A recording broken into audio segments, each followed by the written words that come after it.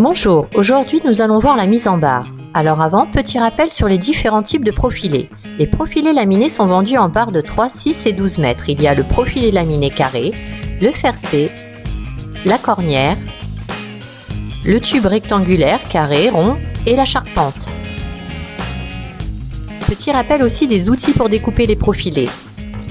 Il y a la scie à métaux, la meule, la fraise scie et la scie à ruban. Maintenant, passons à la mise en barre. La mise en barre consiste à débiter des barres de profilés de la manière la plus économique possible et ainsi obtenir le moins de pertes de matière possible. Attention à deux choses. Première chose, quand les extrémités des barres sont abîmées, il faut réaliser une coupe d'affranchissement de quelques centimètres. Deuxième chose, quand le nombre de pièces débitées par barre est important, il faut prendre en compte l'épaisseur de l'outil de découpe, c'est-à-dire la saignée. Maintenant, calculons le débit économique.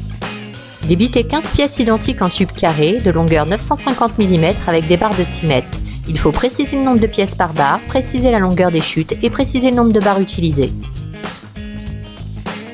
La barre de 6 mètres étant abîmée, il faut faire une coupe d'affranchissement de 20 mm. Pour couper la barre, nous utiliserons la scie fraise, il y aura une saignée de 3 mm, la largeur de la lame. Représentons cela sous forme de croquis. Une barre fait 6 mètres de longueur, soit 6000 mm. On enlève l'affranchissement de 20 mm, ce qui nous donne 5980 mm. La pièce fait 950 mm. Combien de pièces de 950 je peux mettre dans ma barre de 5980 ? Pour se faire un petit calcul, 5980 divisé par 950, ce qui nous fait 6 pièces. Et il me reste une chute. 6 pièces et une chute. J'ai besoin de 15 pièces. Encore 6 pièces et une chute. Puis 3 pièces et une chute, ce qui me fait un total de 3 barres. Calcul des chutes.